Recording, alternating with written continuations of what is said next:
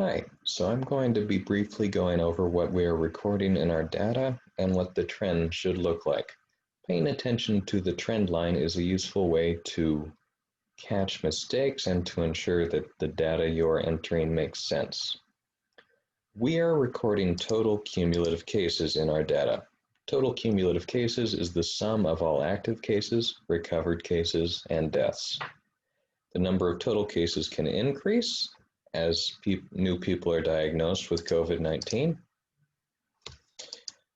but it can never decrease because once someone has an active case, they will either recover or they will pass away, which means they will always be included in the total cumulative cases. So the total cumulative cases recorded in our data should either be increasing or static. If there is a downtrend, that suggests there is something we need to fix.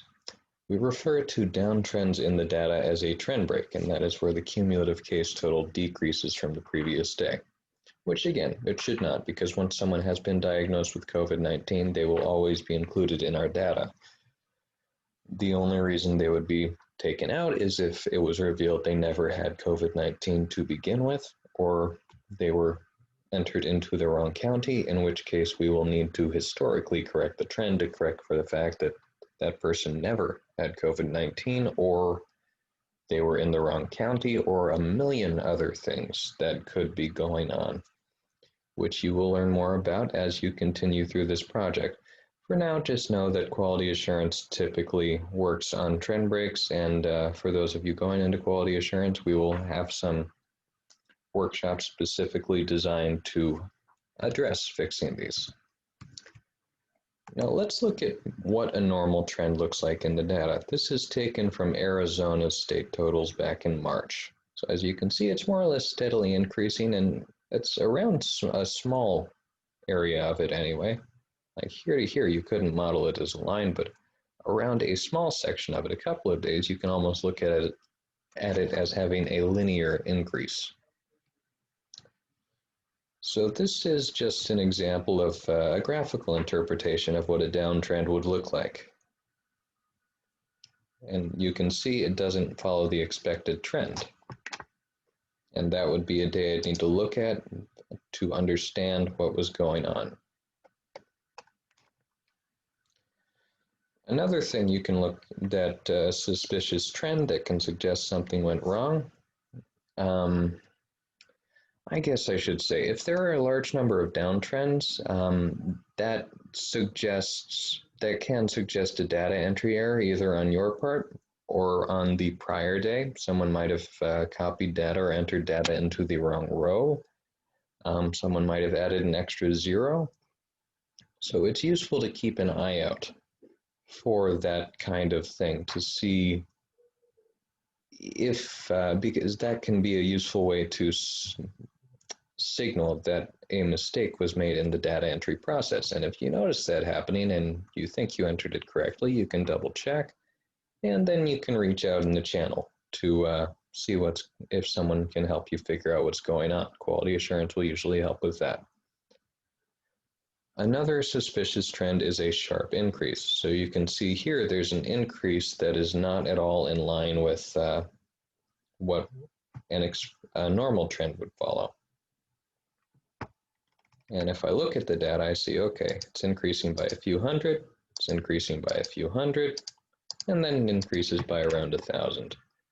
So that can suggest that if you're looking at the state total, you might have accidentally added an extra zero to one of the counties, or it can also suggest if in an individual county, a county might have been processing a large backlog of tests, so many tests from weeks prior all came in one day.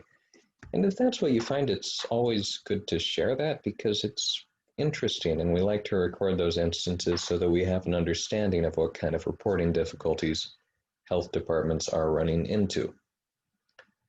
The other thing is a static trend, which is always suspicious. You can see there's a few days here that have the same total, whereas a normal trend you would expect it to be steadily increasing. After a certain threshold, like after a few hundred cases, I will typically expect the number of cases to be steadily increasing because the number of new cases is a function of the number of active cases. And the more active cases there are, it's going to reach a point at which you're always going to see a few new cases pop up every day. So what that would suggest, if you're doing data entry or doing quality assurance, that suggests that someone entered data for the incorrect day. If you were entering data for the 5th of September, and you notice that the 4th of September had the exact same data, there's a decent chance that one data entry may have accessed the state website before it updated.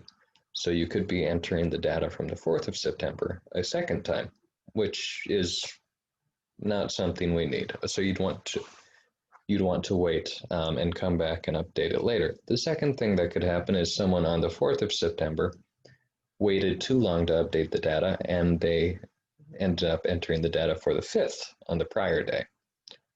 So if you see that, see if you can figure out what happened. Usually looking at the state website will reveal it. Then reach out in the channels to draw your lead's attention to it. Do not direct message, reach out in the channels.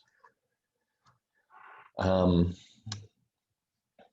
that way we can quickly address it and see if we can figure out what the correct data is supposed to be. So that's just a few examples of what you can notice in the trend in a county and in the state total. The trend is a very useful way to catch mistakes that you or other people might have been made and help ensure that our data continues to follow a logical trend.